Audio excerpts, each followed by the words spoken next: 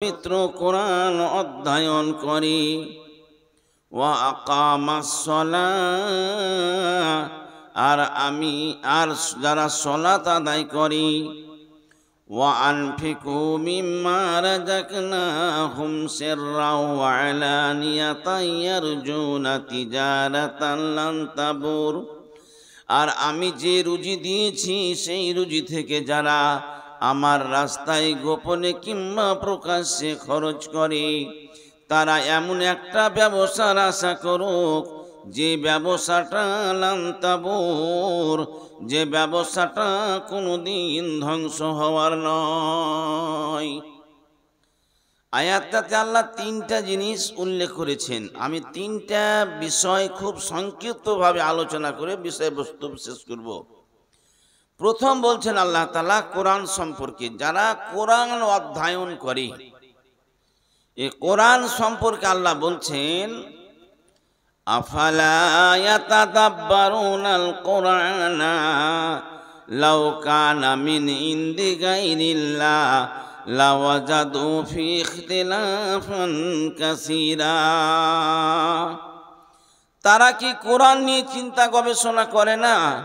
তারা কি কোরআন নিয়ে চিন্তা ভাবনা করে না? লাউ কানা মিন ইনদি গায়রিল্লাহ, এই কোরআনটা যদি আল্লাহর পক্ষ থেকে রচিত না হয়ে অন্যের পক্ষ থেকে হতো, লা ইখতিলাফান ফিহি কাসীরা, এর মধ্যে অনেক মতবিরোধ দেখা দিত। যেহেতু এটা আল্লাহর কোরআন, সেহেতু আল্লাহ নিজেই বলছেন জালিকাল কিতাবু লা রাইবা ফি, এই কিতাবের মধ্যে কোনো রকমের সন্দেহ নেই। হুদাল লিল মুত্তাকিন, এটা যারা মুত্তাকিন, যারা পরহেজগার, তাদের জন্য হচ্ছে পথ প্রদর্শক। আল্লাহ তাআলা বলছেন ওয়াকাল আর রাসূল ইয়া রাব্বি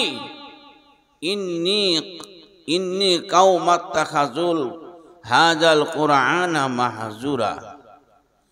রাসূল সাল্লাল্লাহু আলাইহি সাল্লাম বলেন, হে আমার রব, নিশ্চয় আমার কওম এই পবিত্র কোরআনকে পরিত্যাজ্য করেছে। আমার কওম, আমার উম্মত এই পবিত্র কোরআনটাকে পরিত্যাজ্য করেছে। আল্লাহ তাআলা সূরা মুহাম্মদের মধ্যে বলছেন আফালা ইয়াতাদাব্বারুনাল কুরআনা আম আলা কুলুবিহিম আকফালুহা, তারা কি কোরআন নিয়ে চিন্তা গবেষণা করে না, না তাদের অন্তরে তালা লাগিয়ে দেওয়া রয়েছে? কোরআন সম্পর্কে আল্লাহ তাআলা বলছেন ইন্না হাযাল কুরআনা ইয়াহদি লিল্লাতী হিয়া আকওয়াম ওয়া ইউবাশশিরাল মুমিনিনা আল্লাযীনা ইয়ামালুনাস সালিহাতি ওয়া আন্না লাহুম আজরান কারীমা। আল্লাহ বলছেন যে ইন্না হাযাল কুরআনা, নিশ্চয় এই কোরআন, ইয়াহদি লিল্লাতী হিয়া আকওয়াম, সেই পথ দেখায় যা সুদৃঢ়, এবং সেই সমস্ত লোকদেরকে সুসংবাদ দেয় যারা দুনিয়ার বুকে ভালো ভালো কর্ম করে, ভালো ভালো আমল করে, এবং তাদের জন্য রয়েছে মহা পুরস্কার। আরেকটা আয়াত আল্লাহ বলছেন যে আল্লাহ তাআলা আরেকটা আয়াতে বলছেন যে আমি এই পবিত্র কোরআনে এমন কোনো বিষয় নাই যে বিষয়টা আমি ঘুরিয়ে ফিরিয়ে আলোচনা করিনি। কিসের জন্য ঘুরিয়ে ফিরে আলোচনা করেছি? যাতে তারা উপদেশ গ্রহণ করতে পারে। ইসলাম বলে তুমি পবিত্র কোরআনের পঠন কাজে আত্মনিয়োগ করো, কিন্তু আমরা বর্তমান জামানার মানুষ পবিত্র কোরআনের পঠন কাজে আত্মনিয়োগ করা তো দূরের কথা, পবিত্র কোরআন রিডিং পড়তেই জানি না। অথচ ইসলাম বলে তুমি পবিত্র কোরআনের পঠন কাজে আত্মনিয়োগ করো, অথচ আমরা অধিকাংশ মানুষ পবিত্র কোরআন রিডিং পড়তে জানি না। অথচ যে পবিত্র কোরআনে মানুষের জন্ম থেকে মৃত্যু পর্যন্ত যাবতীয় প্রয়োজনীয় জিনিস কোরআনের মধ্যে লিপিবদ্ধ রয়েছে, সেই পবিত্র কোরআনটাকে আমরা দৃষ্টিপাত করি না। এই জন্য কাজী নজরুল ইসলাম একটা কথা বলেছেন, কোরআন হাদিস রহিল পড়িয়া, দৃষ্টি দিলে না তাই, নকল লইয়া টানাটানি করো মুসলিম তুমি হাই। খোদার কালামে ঠেলিয়া সকলে নকল মুসলমান, নকল হৃদয় নকল রুচি করো তার সম্মান। আজ আমরা পবিত্র কোরআনটাকে অধ্যয়ন করি না, এই জন্যই আমরা লাঞ্ছিত, ঘৃণিত, পদদলিত, অপমানিত। রাসূল সাল্লাল্লাহু আলাইহি সাল্লাম বলছেন, তিনটি জিনিসের কারণ থেকে বাড়িতে বরকত উঠে যায়। আপনি যতই করোড়পতি হন, যতই লাখপতি হন, যতই আপনার অট্টালিকা থাকুক না কেন, তিনটে জিনিসের কারণ থেকে বাড়িতে বরকত উঠে যায়। সে তিনটি জিনিস কি? রাসূল সাল্লাল্লাহু আলাইহি সাল্লাম বলছেন, আপনি এমন একটা বিল্ডিং তৈরি করলেন, লক্ষ লক্ষ টাকা খরচা করে বিল্ডিং তৈরি করলেন, সেই বিল্ডিংয়ে আপনার পবিত্র কোরআন অধ্যয়ন হলো না। যে পবিত্র কোরআনকে মানুষের জন্ম থেকে মৃত্যু পর্যন্ত যাবতীয় প্রয়োজনীয় জিনিস রয়েছে, অথচ সেই পবিত্রটা কোরআনটাকে আপনি অধ্যয়ন করলেন না। আমরা কি করি? বাড়ি ঘর তৈরি করি, মহানা সাহেবদেরকে নিয়ে এসে বাড়ি উদ্বোধন করে নিই, এর কোনো যুক্তি নাই। আপনি নিজে পবিত্র কোরআনটাকে পড়ান, ছেলে মেয়েদেরকে পবিত্র কোরআনের শিক্ষা দেন। তাই বলছিলাম, লক্ষ লক্ষ টাকা খরচা তৈরি করে বাড়ি তৈরি করলেন, কিন্তু সেই বাড়িতে পবিত্র কোরআন তেলাওয়াত নাই, সেই বাড়িতে সালাত আদায় নাই। রাসূলুল্লাহ সাল্লাল্লাহু আলাইহি সাল্লাম বলছেন, ওই বাড়িতে আল্লাহর পক্ষ থেকে বরকত হয় না। রাসূল সাল্লাল্লাহু আলাইহি সাল্লাম বলছেন, লা তাজআলুল বুয়ুতাল মাকাবির, তোমরা তোমাদের বাড়িটাকে কবরস্থান বানায়ো না। তোমরা ফরজ নামাজগুলো মসজিদে আদায় করো, আর সুন্নাত নফল নামাজগুলো তোমরা বাড়িতে আদায় করো। তাহলে বাড়িতে তোমাদের একটা কল্যাণ থাকবে, বাড়িতে একটা বরকত থাকবে। কিন্তু আপনি পবিত্র কোরআন যদি না পড়েন, আপনার বাড়িতে বরকত থাকবে না, আপনি যতই করোড়পতি হন। 2 নম্বর, রাসূল সাল্লাল্লাহু আলাইহি সাল্লাম বলছেন, মহিলাদের কারণ থেকেও বাড়িতে বরকত উঠে যায়। আপনি এমন একজন মহিলাকে বিবাহ করলেন, তাকে যাবতীয় প্রয়োজন জিনিস সব কিছুই দিলেন, কিন্তু আল্লাহ না করুক আপনার বাড়িতে একদিন অভাব অনটন দেখা দিল, তো আপনার স্ত্রীর মুখ দিয়ে ওই মহিলার মুখ থেকে বেরিয়ে গেলে এমন বাড়িতে পড়লাম, সুখ শান্তি পেলাম না। আল্লাহর না শুকরিয়া আদায় করলো, তার স্বামীর না শুকরিয়া আদায় করলো। আর আল্লাহ নিজেই বলছেন, যেটা মহানা আমাদের আফজাল সাহেব বলে গেলেন, লাইন শাকারতুম লা আযীদান্নাকুম, তোমরা যদি আমার কৃতজ্ঞতা প্রকাশ করো আমি তোমাদেরকে আরো বেশি করে দিব। ওয়ালাইন কাফারতুম, আর যদি তোমরা আমার অকৃতজ্ঞতা প্রকাশ করো তোমাদেরকে আরো কঠোর শাস্তি দেব। ইন্না আযাবি লাসাদীদ, আর আল্লাহর আযাবটা হচ্ছে অত্যন্ত কঠোর। তো ওই মহিলার আল্লাহর শুকরিয়া আদায় করলো না, স্বামীর শুকরিয়া আদায় করলো না। রাসূলুল্লাহ সাল্লাল্লাহু আলাইহি ওয়াসাল্লাম বলছেন, ওই মহিলার কারণ থেকে বাড়িতে বরকত উঠে যায়। এই জন্য ওই মহিলাদের উচিত, আপনি যে হালাতেই থাকুন না কেন, আল্লাহর শুকরিয়া আদায় করবেন, আল্লাহর কৃতজ্ঞতা প্রকাশ করবেন। 3 নম্বরে আল্লাহর নবী বলছেন, আপনি এমন একটা ঘোড়া কিনে আনলেন, আর ঘোড়াটা কিনে আনার সঙ্গে সঙ্গে লাফাতে আরম্ভ করলো। রাসূল সাল্লাল্লাহু আলাইহি সাল্লাম বলছেন, ঘোড়াটাকে তাড়াতাড়ি বিক্রি করে দাও।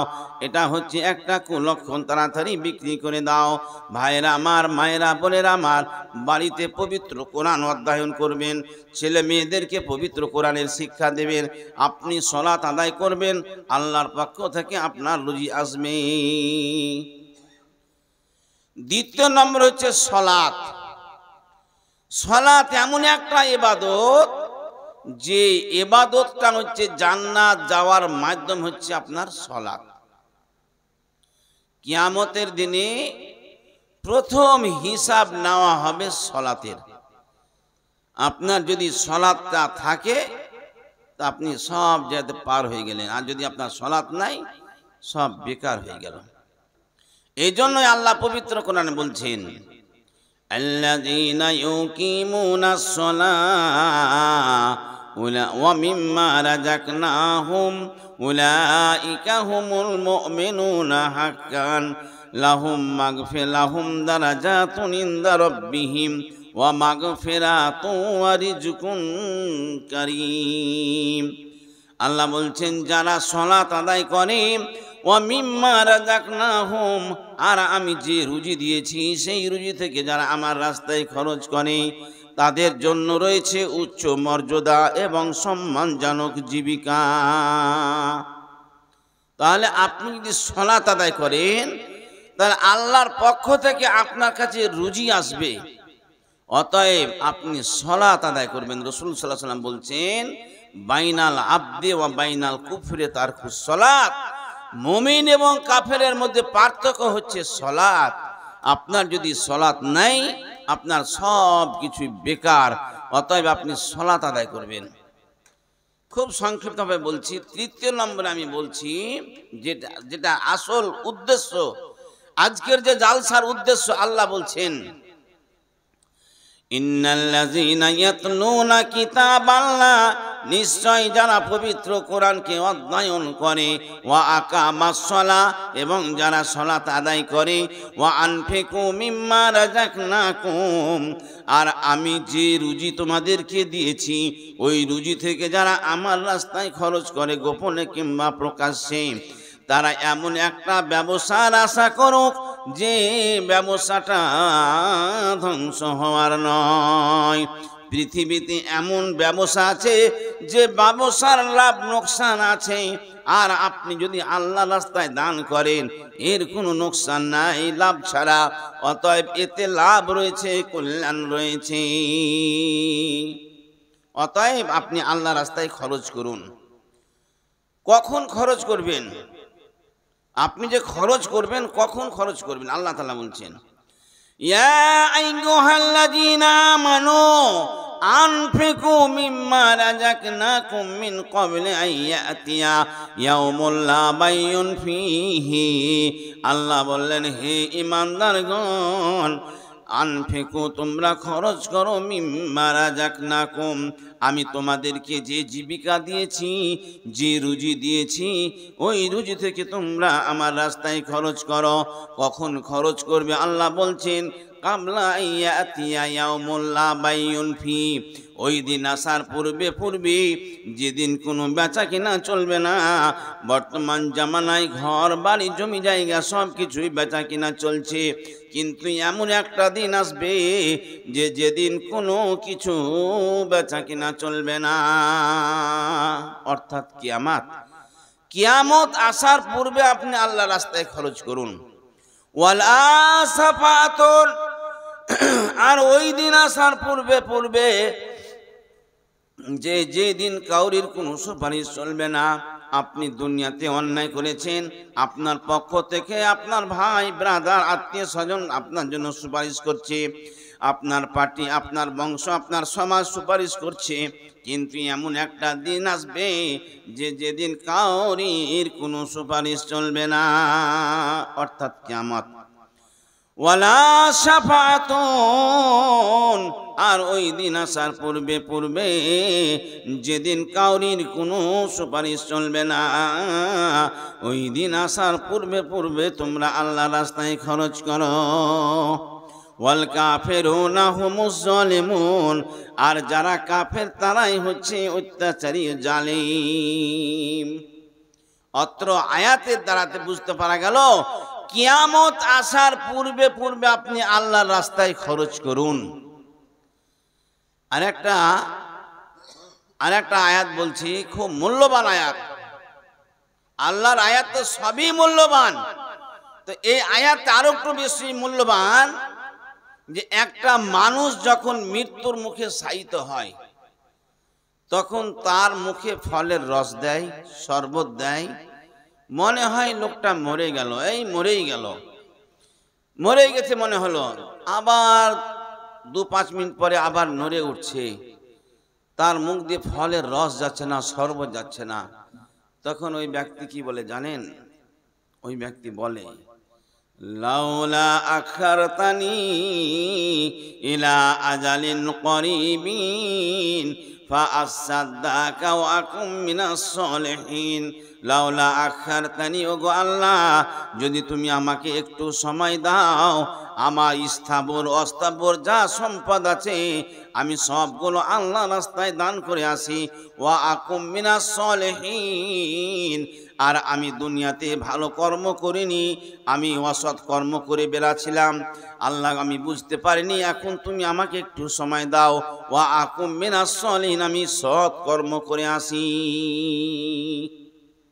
আল্লাহ বলবেন তোমাকে আর সময় দেওয়া হবে না, তোমার সময় শেষ। وَإِذَا جَاءَ أَجَلُهُمْ لَا يَسْتَأْخِرُونَ سَاعَةً وَلَا يَسْتَقْدِمُونَ, যখন আল্লাহর একটা নির্দিষ্ট সময় আছে, ওই নির্দিষ্ট সময়টা যখন এসে যাবে তখন এক পা আগেও বাড়বে না, পিছু হটবে না, ঠিক টাইমেই তার জানটা কবজ হয়ে যাবে। অতএব ভাইরা, মৌতের আসার পূর্বে পূর্বে আপনি আল্লাহর রাস্তায় খরচ করুন। আল্লাহর রাস্তায় কি খরচ করবেন? খরচ করলে কি রয়েছে আপনার জন্য, কি পাবেন আপনারা?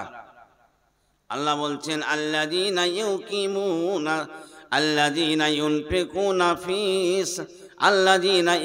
ইউনফিকুনা বিল-লাইলি ওয়ান-নাহারি সিররাও ওয়া আলানিয়াতান ফালাহুম আজরুহুম ইনদা রাব্বিহিম ওয়ালা খাউফুন আলাইহিম ওয়ালা হুম ইয়াহজানুন।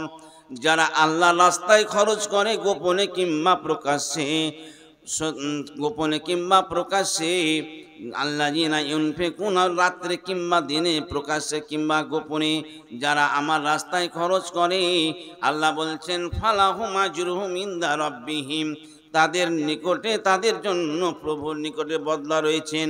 ওয়ালা খাউফুন আলাইহিম, তারা যেন কখনোই ভয়ভীত না হয়।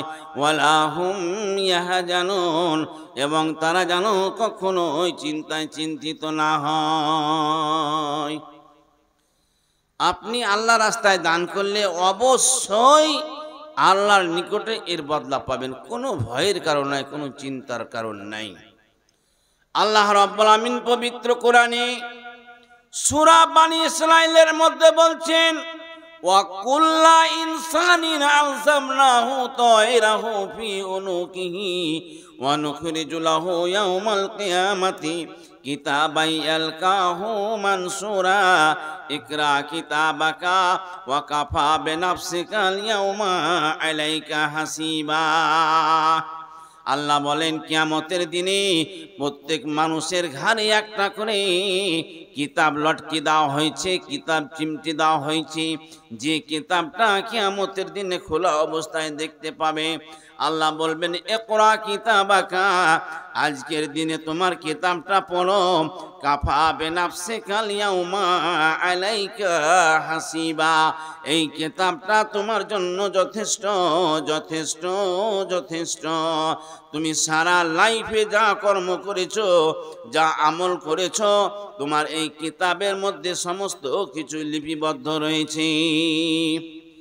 মায়েরা বোনেরা আমার, আপনারা যিনারা দিব দেব মনে করছেন, আপনার দানগুলো পাঠিয়ে দিন, আমি দোয়া করে দেব ইনশাল্লাহ। একটু ওয়াজটা করি না, কি বলছেন?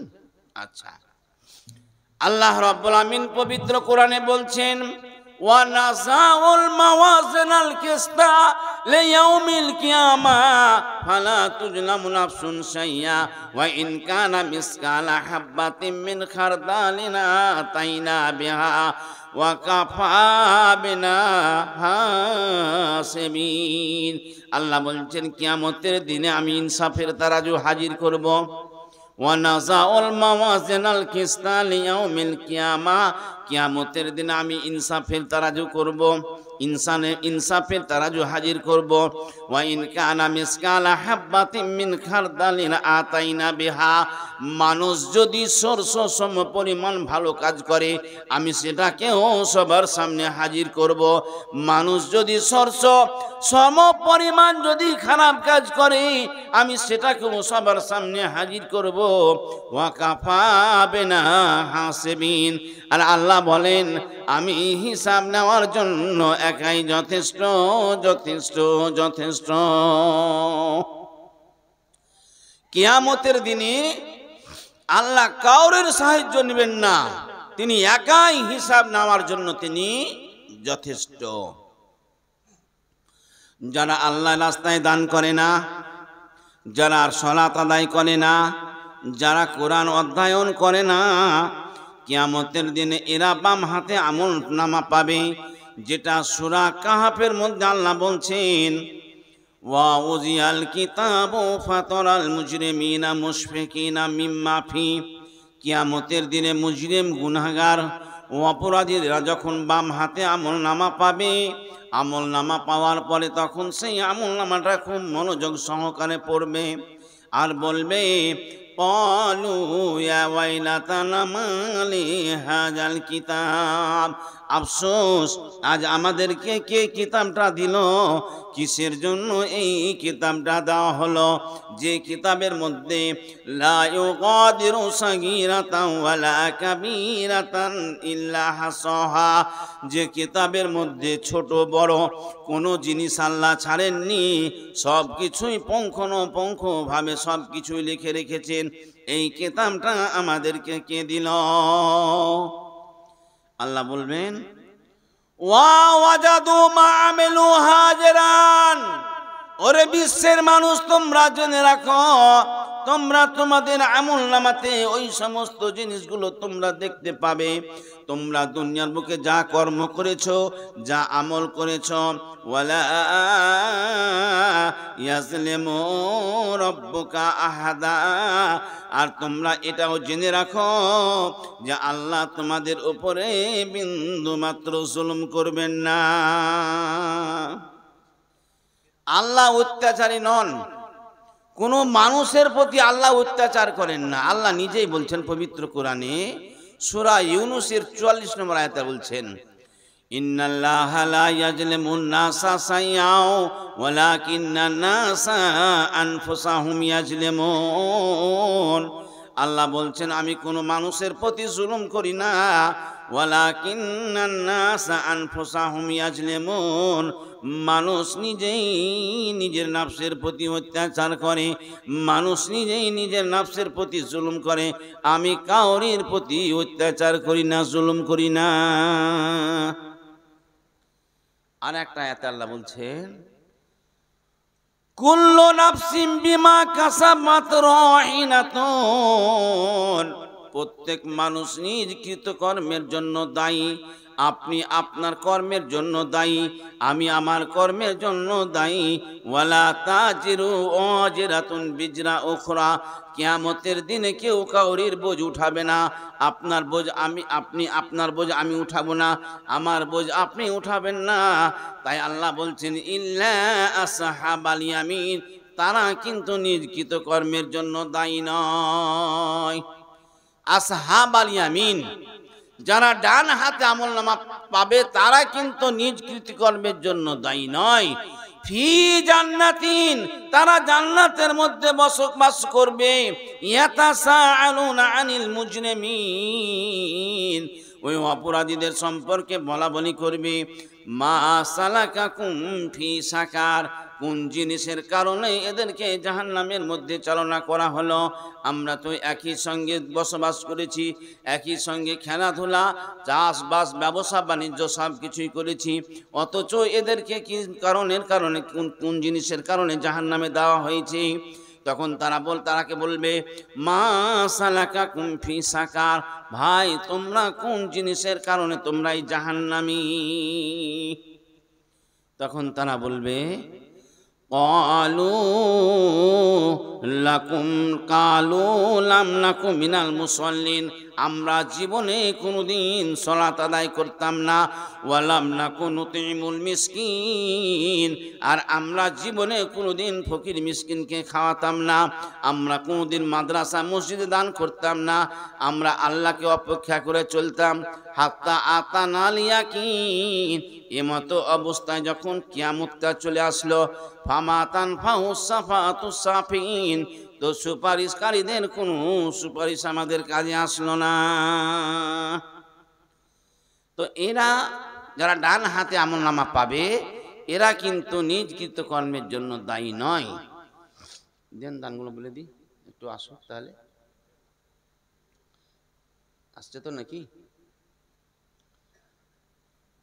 আল্লাহ তাআলা পবিত্র কোরআনে বলছেন, সূরা আল মুমিনুনের মধ্যে বলছেন, ইয়াউমা হুম বারিজুনা লা ইয়াকফা আলাল্লাহি মিনহুম শাইউন লিমানিল মুলকুল ইয়াউম লিল্লাহিল ওয়াহিদিল কাহার।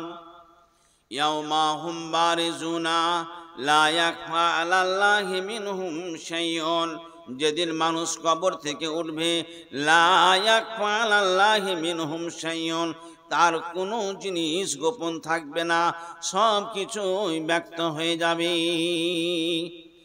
সব কিছুই ব্যক্ত হয়ে যাবে। দুনিয়াতে কেমন ভাবে চলাফেরা করেছে সব কিছুই ব্যক্ত হয়ে যাবে। আল্লাহ বলবেন, লিমানিল মুলকুল ইয়াউম, আজকের দিনে রাজত্বটা কার? লিল্লাহি ওয়াহিদিল কাহার, একমাত্র মহা পরাক্রমশালী একমাত্র আল্লাহর। আহমদ ভাই আমার এক টলি পাথর, নুজাফত 500 টাকা, রেজিনা বিবি 200 টাকা, আব্দুল কুদ্দুস 500 টাকা, মেয়েদের পক্ষ থেকে দান এসে 450 টাকা। তারপরে সামার বিবি 2 বস্তা সিমেন্ট, জাযাকাল্লাহু খাইরান জাযা ওয়া আহসানুল জাযা। তো হাসিবুর রহমান 200 টাকা, মন্টু 200 টাকা, বেনামি 200 টাকা, বেনামি 100 টাকা। তারপরে সাকেতের স্ত্রী তিনি 1000 টাকা দান করেছেন। লিল্লাহি তাকবীর, আল্লাহু আকবার। আল্লাহ তুমি ইনাদের দানগুলোকে কবুল করে নিও। আল্লাহ যে উদ্দেশ্যেরা দান করেছেন আল্লাহ তুমি তাদের উদ্দেশ্যকে পূরণ করে দিও। হিকমত শেখ 500 টাকা, মতিউর রহমান 200 টাকা, বেনামি 1000 টাকা। তারপরে মনু বিবি 500 টাকা, বেনামি 200 টাকা, বেনামি 200 টাকা। যারা দান করেছেন আল্লাহ তুমি তাদের দানকে কবুল করে নাও। যে আশাতে যে নিয়াতে করিয়াছে দান, উদ্দেশ্য পূরণ করো তুমি রহমান। আরো দোয়া করি আমি, এই লিস্টে যত নাম আছে তাহাদের জন্যতে এ সহি সালামতে রেখো দুনিয়া বিচেতে। ওগো আল্লাহ দয়াময় দয়ারু সাগর, এ করুণা করো গো আল্লাহ এ বান্দা বান্দীদের উপর। অফুরন্ত দয়া প্রভু সীমা কিছু নাই, এ দয়া দানে পার করে নিও দয়াময়। আল্লাহুম্মা আমিন, আল্লাহুম্মা আমিন। ভাইরা আমার, যিনারা দেব মনে করছেন একটু দিয়ে দেন, আমি পরে দোয়া দিব ইনশাল্লাহ। একটু ওয়াজ করি, আপনারা একটু ওয়াজ শুনেন, কিছু খুব মূল্যবান কথা বলবো। তো আল্লাহ বলছেন, আল ইয়াউমা তুজজা কুল্লু নাফসিন বিমা কাসাবাত লা যুলমাল ইয়াউম লিল্লাহিল ওয়াহিদিল কাহার। আল্লাহ বলছেন, আল ইয়াউমা তুজজা কুল্লু নাফসিন বিমা কাসাবাত, আজকের দিনে আমি মানুষকে তা দেব যা দুনিয়ার বুকে করে এসেছে। লা যুলমাল ইয়াউম, আজকের দিনে আমি কাউরির প্রতি জুলুম করব না। আজকের দিনে আমি কাউরির প্রতি জুলুম করব না। ইন্নাল্লাহা সারিউল হিসাব, নিশ্চয় আল্লাহ দ্রুত হিসাব গ্রহণকারী। কিয়ামতের দিনে আল্লাহ দ্রুত হিসাব গ্রহণ করবেন। অতএব ভাইরা আমার, আল্লাহ বলছেন, মান আমেলা সলিহান ফালিনাফসি, যে ব্যক্তি ভালো কাজ করবে সে নিজের নাফসের জন্য করবে। ওয়ামান আসা ফাআলাই, এবং যে ব্যক্তি খারাপ কাজ করবে সে নিজের নাফসের জন্য করবে। ওয়ামা রব্বুকা বিজাল্লামিল লিল আবিদ, আল্লাহ বলছেন আমি কোনো বান্দার প্রতি অত্যাচারী নই, আমি কোনো বান্দার প্রতি অত্যাচার করি না। অতএব আপনি দুনিয়াতে ভালো কর্ম করুন, ভালো কাজ করুন। আল্লাহ রাব্বুল আমিন পবিত্র কোরআনে বলছেন, আল্লাযীনা ইউনফিকুনা ফিস সাররাই ওয়াজ যাররাই ওয়াল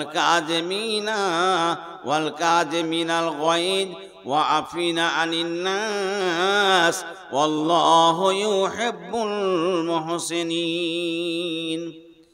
আল্লাযীনা ইউনফিকুনা ফিস সাররাই, যারা সচ্ছলতা অবস্থায় আল্লাহর রাস্তায় দান করে, যাদের অবস্থা ভালো এরা তো দান করবেই আল্লাহর রাস্তায়। আর যাদের অসচ্ছল অবস্থা, মোটেই পয়সা নাই, কোনো রকম করে সংসারটা চলে, তবুও কষ্ট করে আল্লাহর রাস্তায় এরা দান করে। ওয়াল কাযিমিনাল গায়জ, আর যারা রাগকে দমন করে, ওয়া আফিনা আনিন নাস, আর যারা মানুষকে ক্ষমা করে। কোনো মানুষ যখন অপরাধ করে আর অপরাধ করার পরে যখন ওই মানুষটা তার কাছে ক্ষমা চায়, তখন ও ক্ষমা করে দেন। আল্লাহ বলছেন আল্লাহু ইউহিব্বুল মুহসিনিন, আমি এই রকম সৎ লোকদেরকে পছন্দ করি। আয়াতের মধ্যে চারটা জিনিস আল্লাহ উল্লেখ করেছেন। প্রথম বলছেন আল্লাযীনা ইউনফিকুনা ফিস সাররাই ওয়াজ যাররা। এক নম্বর কথা হচ্ছেন যারা আল্লাহ রাস্তায় দান করে সচ্ছলতা অবস্থায়, যারা বড় লোক, যাদের সংসার খুব ভালোভাবে চলে, যাদের অট্টালিকা আছে, যাদেরকে দান খায়রাত করতেই হবে, তারাও আল্লাহ রাস্তায় দান করে। আর যাদের টাকা পয়সা কিছু নাই, কষ্ট, মিসকিন, কোনো রকম করে সংসারটা চলে, তারাও আল্লাহর রাস্তায় খরচ করে। ওয়াল কাযিমিনাল গায়জ, রাগ, যারা রাগকে দমন করে, রাগ খুব মারাত্মক জিনিস। 3 নম্বর বলছেন ওয়াল কাযিমিনাল গায়জ, যারা রাগকে দমন করে, যারা রাগকে কন্ট্রোল করে। আপনার রাগ হয়েছে, আপনি আউযু বিল্লাহি মিনাশ শাইতানির রাজিম পড়ুন, বিসমিল্লাহির রহমানির রহিম পড়ুন, আপনার রাগটা আস্তে আস্তে কমে যাবে। আপনার রাগ হয়েছে, আপনি বসে পড়ুন, আস্তে আস্তে আপনার রাগটা মাটি হয়ে যাবে। তা আল্লাহ তাআলা নিজে বলছেন ওয়াল কাযিমিনাল গায়জ, যারা রাগকে দমন করে। 4 নম্বরে আল্লাহ বলছেন ওয়া আফিনা আনিন নাস, কোনো একটা মানুষ অপরাধ করে আর অপরাধ করার পরে সে ভুল বুঝতে পারে যে আমার অপরাধ হয়ে গেছে, তখন ওই ব্যক্তির কাছে ক্ষমা চাই। তখন ওই ব্যক্তি যদি ক্ষমা করে দেন, আল্লাহ এই রকম লোকদেরকে সম্পর্কে বলছেন আল্লাহু ইউহিব্বুল মুহসিনিন, আমি এই রকম সৎ লোকদেরকে খুব পছন্দ করি, ভালোবাসি। ওয়া আফিনা আনিন নাস, যারা মানুষকে ক্ষমা করে। এ প্রসঙ্গে একটা ঘটনা বলবো, ভালো করে শুনবেন। ঘটনা হচ্ছে এই, উচ্চ মাধ্যমিকের আরবি বইয়ে এই ঘটনাটা আছে। একদিন ইবলিস শয়তান ফেরাউনের কাছে গিয়ে বলছে আতারিফুনি, তুমি আমাকে চিনতে পারছো? ফেরাউন বলছেন হ্যাঁ, তোমাকে চিনতে পারছি। তো শোনো ফেরাউন, তোমার চাইতে আমি সবে বড়, বিদ্যাতে বড়, বয়সে বড়, বুদ্ধিতে বড়, সবে বড়, কিন্তু একটা জিনিস আমি তোমার কাছে ফেলিওর। ফেরাউন বলছে কিসে? মানে তুমি নিজেকে আল্লাহ বলে দাবি করতে পেরেছো, আমি কিন্তু ওই দাবিটা করতে পারিনি, আমি এখানে কিন্তু ফেলিওর। তোমার চাইতে বিদ্যাতে, বুদ্ধিতে, যত রকমের আমি বিষয়, সমস্ত কিছু বিষয় বড়, কিন্তু আমি আল্লাহ দাবি করতে পারিনি, তুমি কিন্তু পেরেছো, এইখানে আমি ফেলিওর। তখন ফেরাউন ইবলিসকে বলছে তাহলে কি করব, আমি কি এই খোদাই দাবি থেকে পদত্যাগ করব? ইবলিস শয়তান বলছে শোনো, তুমি যদি আল্লাহ দাবি থেকে পদত্যাগ করো, মিশরের লোকরা তোমাকে ছুঁড়ে ফেলে দিবে, তোমার অস্তিত্ব থাকবে না, তোমাকে কেউ ভালোবাসবে না, তুমি ওই আল্লাহ দাবি কি যে করেছো ওতে তুমি প্রতিষ্ঠিত থাকো। তবে শোনো ফিরাউন, তোমার আর আমার চাইতে পৃথিবীতে একটা নিকৃষ্ট লোক আছে। সেই নিকৃষ্ট লোকটা কি? যে লোকটা মানুষের অপরাধ করে, ভুল করে, ভুল করার পরে সে বুঝতে পারে যে আমার এটা ভুল হয়ে গেছে। কোনো স্বামী, কোনো স্ত্রী ধরলেন স্বামীর ভুল করে বসলো, স্বামীর একটা কথা অমান্য করলো, বা স্বামীর কোনো ক্ষতি করে দিল বা ভুল করলো, তো স্বামীটা যদি তার স্ত্রীর কাছে না, তার স্ত্রী যদি স্বামীটার কাছে ক্ষমা চায়, যদি স্বামীটা তাকে ক্ষমা না করে, কিংবা কোনো মানুষের অপরাধ করলো, আর অপরাধ করার পরে বুঝতে পারছে যে আমার ভুল হয়েছে, অপরাধ হয়েছে, তো ওই ব্যক্তি তার কাছে গেলেন, যাওয়ার পরে বললে ভাই আমার ভুল হয়েছে, আমাকে ক্ষমা করে দিন। তো ও যদি ক্ষমা না করে, আর ওই স্বামী যদি স্ত্রীকে ক্ষমা না করে, তো বলছেন ইবলিস শয়তান যে তোমার আর আমার চাইতো ওই লোকটা নিকৃষ্ট, আমার আর তোমার চাইতেও ওই লোকটা নিকৃষ্ট। এই জন্যই আল্লাহ তাআলা কোরআনে বলছেন ওয়া আফিনা আনিন নাস, যারা মানুষকে ক্ষমা করে, আল্লাহু ইউহিব্বুল মুহসিনিন, আল্লাহ এই রকম সৎ লোকদেরকে খুব পছন্দ করেন, ভালোবাসেন। তাহলে আল্লাহ আপনাকে মাল দিয়েছেন, দান দিয়ে মানে দান করার তৌফিক দিয়েছে, আপনি দান করুন। আল্লাহ নবী বলছেন ইয়াকুলু ইবনে আদমা মালি মালি মালি, ইবনে আদমের সন্তানরা বলে এই মালটা আমার, এই মালটা আমার, এই মালটা আমার, লে মালিহি সালাসাতুন, তার মাল মাত্র তিনটা। ইজা ইজা আকালা ফাফনা, যে খাবারটা খেলো ওটা আপনার, যে যে এক নম্বর বলছেন রসুল, যে পোশাকটা পরলো সেই পোশাকটা ছেড়ে ফিটে চলে গেল, এটা ইবনে আদমের কাজে লাগলো। দুই নম্বর রসুল বলছেন যে খাবারটা খেলো, এই খাবারটা আপনার পায়খানা হয়ে চলে গেল, এটা আপনার কাজে লাগলো। আর আপনি যে দান খায়রাত করলেন, এই দান খায়রাতটা আপনার জমা থাকলো, এই মালটা হচ্ছে ইবনে আদমের।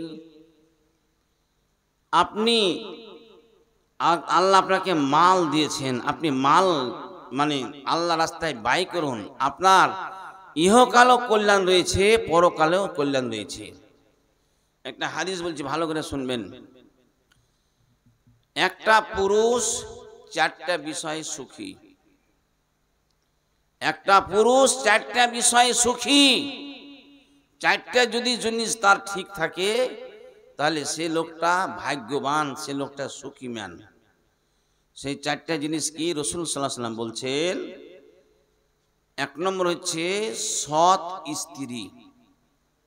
একজন মুমিন, একজন বান্দার যদি সৎ স্ত্রী থাকে ওই লোকটা সুখী ম্যান। দুই নম্বর হচ্ছে প্রশস্ত বাড়ি, একটা পুরুষের বাড়িটা খোলামেলা প্রশস্ত বাড়ি, ওই পুরুষটা হচ্ছে সুখী ম্যান।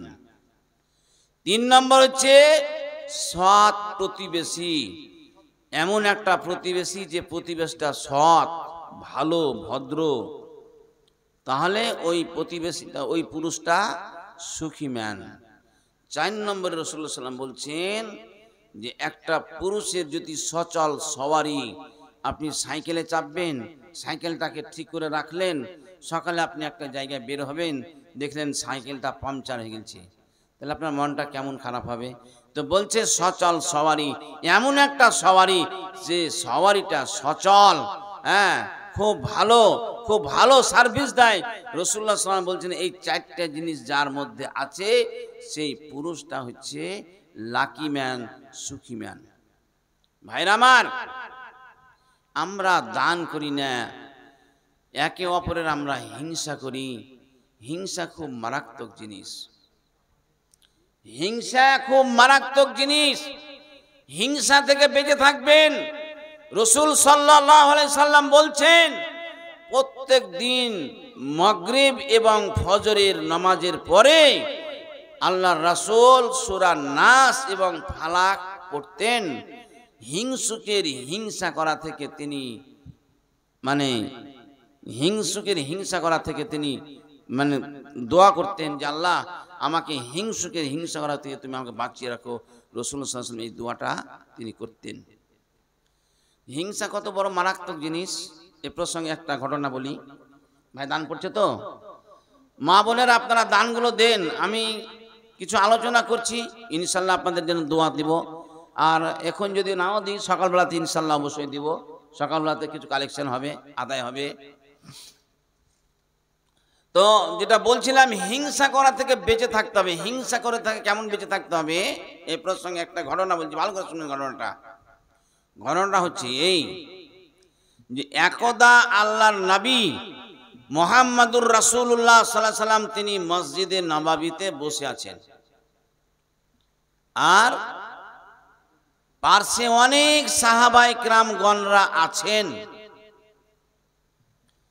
ইতিমধ্যে একটা লোক, একজন সাহাবী, তিনি ওযু করেছেন আর তার বাঁ হাতে পায়ের জুতো আর ডান হাতে তিনি দাড়িগুলোকে ঝাড়ছেন আর আল্লাহ রাসূলের দিকে এগিয়ে আসছেন। রাসূল সাল্লাল্লাহু আলাইহি সাল্লাম বলছেন সাহাবীদেরকে, ওগো সাহাবীরা, তোমরা কি জান্নাতি লোক দেখতে ইচ্ছুক? সাহাবীরা বললেন, জি হ্যাঁ আল্লাহর রাসূল, আমরা জান্নাতি লোক দেখতে ইচ্ছুক। আল্লাহর নবী বললেন, ওই লোকটার দিকে তাকাও, যে লোকটার বাম হাতে পায়ে জুতো রয়েছে আর ডান হাতে দাড়ির পানিগুলোকে ঝাড়ছে, ওই লোকটা হচ্ছে জান্নাতি। ওই লোকটি আল্লাহর নবীর কাছে আসলেন, আল্লাহর নবীকে সালাম দিলেন। আল্লাহর নবী কিছু উপদেশমূলক কথা বললেন। সাহাবীরা সব আপন আপন বাড়িতে চলে গেলেন। কিন্তু একজন সাহাবী তিনি ইরাদা করলেন, তিনি ইচ্ছা করলেন, লোকটা কি এমন কর্ম করে, লোকটা কি এমন কর্ম করে, আমি তার কর্মগুলোকে দেখব। তাই ওই সাহাবীটাকে বলছেন, এই সাহাবীটা আব্দুল্লাহ ইবনে উমর বলছেন, ভাই আমার বাড়িতে আজকে একটু ঝগড়া হয়েছে, আমার বাড়িতে একটু মনোমালিন্য হয়েছে, তাই আমি তোমার বাড়িতে 3 দিন যাব এবং 3 দিন আমি তোমার বাড়িতে থাকব। একটা মেহমান যদি আপনার বাড়িতে আসে, তাকে আপনি 3 দিন ভালোভাবে খাওয়ান, আর ওই মেহমানটার উচিত 3 দিন পরে তাকে চলে যাওয়াটা উচিত। কারণ 3 দিন পরে যদি থাকে সে সাদকা খাবে, আর সাদকা খাওয়াটা সবার জন্য বৈধ নয়। যাই হোক, আমি ওদিকে যাচ্ছি না। তো ওই সাহাবীটা তার বাড়িতে গেলেন, যে সাহাবীটাকে আল্লাহ রাসূল জান্নাতি বলেছিলেন।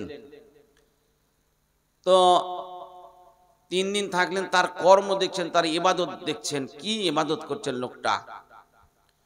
তো দেখলেন ইনি যেমন 5 ওয়াক্ত সালাত আদায় করছেন, উনিও সেরকম 5 ওয়াক্ত সালাত আদায় করছেন। ইনি যেমন তাহাজ্জুদের নামাজ পড়ছেন, উনি রাতে তাহাজ্জুদের নামাজ পড়ছেন। ইনি যেমন পবিত্র কোরআন তেলাওয়াত করছেন, উনিও সেরকম পবিত্র কোরআন তেলাওয়াত করছেন। ইনার চাইতে বাড়তি ইবাদত করতে ওনাকে আর দেখলেন না। তো 3 দিনের দিনে ওই আব্দুল্লাহ ইবনে উমর ওই সাহাবীটাকে বলছেন, যে সাহাবীটাকে আল্লাহ রাসূল জান্নাতি বলেছিলেন, তো ওই লোকটাকে বলছেন, ভাই তোমাকে তো আমি আমার চাইতে বেশি ইবাদত করতে দেখলাম না, তুমি যেরকম ইবাদত করছো আমিও সেরকম ইবাদত করছি, কিন্তু তোমাকে আল্লাহ রাসূল জান্নাতি বললেন আর আমাকে জান্নাতি বললেন না কেন?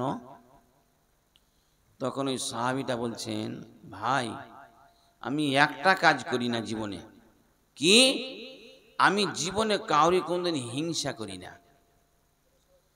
সাহাবীটা বলছেন যে আল্লাহর নবী মুহাম্মদুর রাসূলুল্লাহ সাল্লাল্লাহু আলাইহি ওয়াসাল্লাম বলছেন, ইয়াকুমুল হাসাদা ফা ইন্নাল হাসাদা ইয়াকুল হাসানাত কামা তাকুলুন নারুল হাতাবা।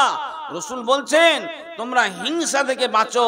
হিংসা এমন একটা জিনিস, ইয়াকুল হাসানাত, সমস্ত নেকিকে খেয়ে নেয়, কামা তাকুলুন নারুল হাতাবা, যেমন আগুনে জ্বালানকে খেয়ে নেয়, অনুরূপ হিংসাতে মানুষের সমস্ত নেকিকে খেয়ে নেয়। সাহাবীটা বলছেন, আমি জীবনে কোনোদিন কাউরির হিংসা করি না। রাসূল সাল্লাল্লাহু আলাইহি ওয়াসাল্লামের সাহাবীটা বলছেন, এই জন্যই আল্লাহ রাসূল আপনাকে জান্নাতি বলে আখ্যায়িত করলেন। ভাইরা আমার, আজকে আমাদের আলেমে হিংসা, সমাজে সমাজে হিংসা, পাড়া প্রতিবেশীতে হিংসা, যায় হিংসা, মানে যত রকমের হিংসা সব আমাদের মধ্যে লেগেই আছে। হিংসা থেকে বেঁচে থাকবেন। হিংসা মারাত্মক জিনিস। হিংসাতে আপনার সমস্ত নেকিকে খেয়ে নেবে। আপনি ভুরি ভুরি ওয়াজ শুনলেন, কিন্তু আপনার আমল থাকলো না, আপনার সব বেকার হয়ে যাবে। আর একটা ঘটনা বলছি, ভালো করে শুনবেন। আমি কিছু উপদেশমূলক আপনাদেরকে কথা বলছি। আপনারা বহু আলেমের মুখ থেকে ওয়াজ শুনছেন, অনেকেই ওয়াজ শুনে আপনারা মৌলবি সাহেব আছেন। কিছু উপদেশমূলক বক্তব্য রাখছি। মানুষের সম্পর্কে খারাপ ধারণা করবেন না। খারাপ ধারণা করা মহাপাপ। খারাপ ধারণা থেকে বেঁচে থাকবেন। এ প্রসঙ্গে একটা ঘটনা হচ্ছে এই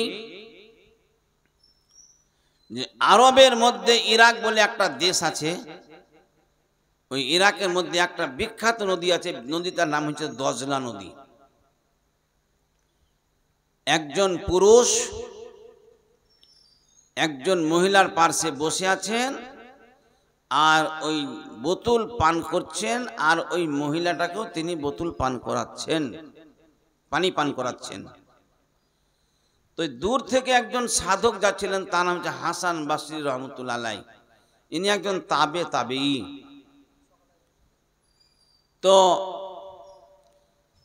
হাসান বাসরি ওই লোকটাকে দেখে মুখটাকে তিনি ব্যঙ্গ করলেন, মুখটাকে ঘুরিয়ে নিলেন। স্বাভাবিক যে একটা পুরুষ একটা নারী বসে আছে, তার নারীটার পাশে একটা পুরুষ বসে থাকবে, আর পুরুষটা বোতল থেকে পানি পান করছে, আবার ওই থেকে মেয়েটাকেও কিছু দিচ্ছে। ইতিমধ্যেই ওই নদীতে একটা নৌকা যাচ্ছিল, তো নৌকাতে মোট 10 জন আরোহী ছিল। হঠাৎ নৌকাটা উল্টে যায়, আর উল্টে যাওয়ার ফলে হই হই কাণ্ড, রই রইর ব্যাপার আরম্ভ হয়ে যায়। ওই বোতলখোর লোকটি জানের দয়া ময়া না করে এক এক করে 9 জন ব্যক্তিকে উঠিয়ে আনলেন, আর 10 জনের মধ্যে একজন ব্যক্তি তিনি সাঁতার জানতেন। তারপরে ওই লোকটি বোতলখোর লোকটি ওই হাসান বাসরি রহমতুল্লাহর কাছে আসলেন, সে বললেন, হে মাহাত্মন, আমি তো এক এক করে 9 জন ব্যক্তিকে উঠালাম, আপনি ওই ব্যক্তিকে একটু উঠিয়ে আসুন না। তখন হাসান বাসরি বললেন, আমার পক্ষে সম্ভব নয়। তিনি আবার ঝাঁপিয়ে পড়লেন নদীতে, এক কথায় 10 জন ব্যক্তিকে তিনি নদী থেকে উঠিয়ে আনলেন। এবার হাসান বাসরি রহমতুল্লাহ আলাইকে বলছেন সেই বোতলখোর লোকটি, হে হাসান বাসরি, আপনি কি জানেন যে আমার পার্শ্বে যে মহিলাটা বসেছিলেন ওই মহিলাটা আমার কে? আপনি কি জানেন আমি যে বোতল পান করছিলাম ওই বোতলে কি ছিল, আপনি কি জানেন? হাসান বাসরি বলছেন, না। বলে, শুনেন, যে মহিলাটা আমার পার্শ্বে বসেছিলেন উনি হচ্ছেন আমার মা। আমার মায়ের অসুখ হয়েছিল, তাই আমি মাকে হসপিটাল নিয়ে যাচ্ছিলাম।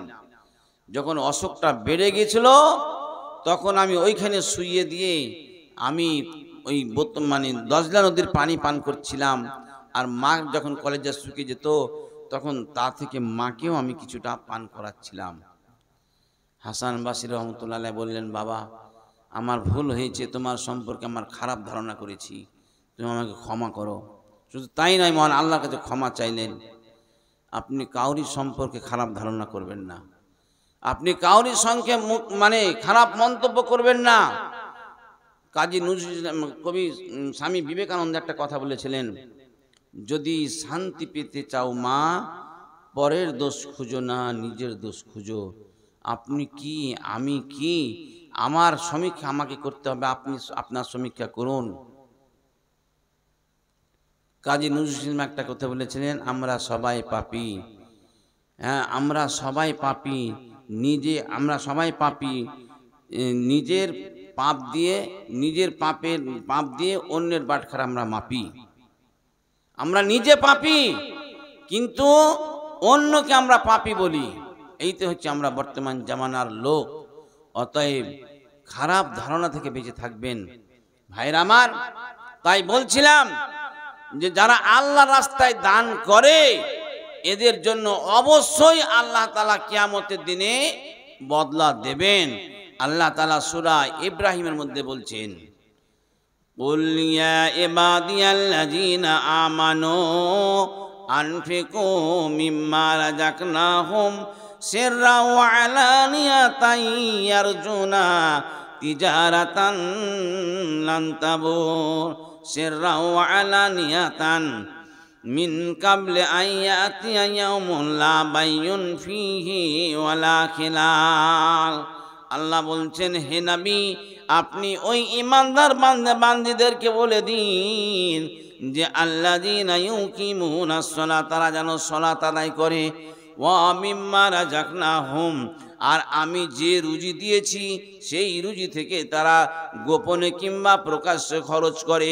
ওই দিন আসার পূর্বে পূর্বে লা বাইউন ফিহি, যেদিন কোনো বেচা কিনা চলবে না, ওয়ালা খিলাল, যেদিন কেউ কাউরির সঙ্গে কোনো ভ্রাতৃত্বভাব রাখবে না।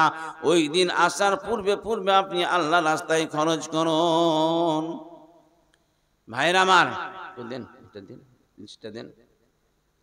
তো আমি শেষের বেলায় মাত্র 10 জন ব্যক্তির কাছ থেকে 200 টাকা করে টাকা একটু আবেদন করছি, মাত্র 200 টাকা করে। কোন ভাই আছেন, কোন মা বোন আছেন, মাত্র 200 করে টাকা, মাত্র 200 টাকা। অনেক ভাই আমার চায়ের দোকানে বসেন, বিভিন্ন জায়গাতে বসেন, আপনার পয়সা নষ্ট হয়ে যায়। তো মাত্র 200 টাকা কোন ভাই আছেন, কোন মা বোন আছেন, একটু দেন তার জন্য একটু শেষের বেলায় আমি দোয়া করে দেবো ইনশাল্লাহ। আসেন, কোন মা বোন আছেন ভাইরা আমার, মা বোনদের কাছে যান, যেখানে হয়তো মা বোনেরা আছেন। যথেষ্ট দিয়েছেন মা বোনেরা, কিছু আছে বাকি, লিস্টটা দেন, আমি দোয়া করে দিই একটু। আচ্ছা, তো আল্লাহর রাস্তায় যদি আপনি দান করেন, আপনার মনটা খুব আনন্দ হয়। আর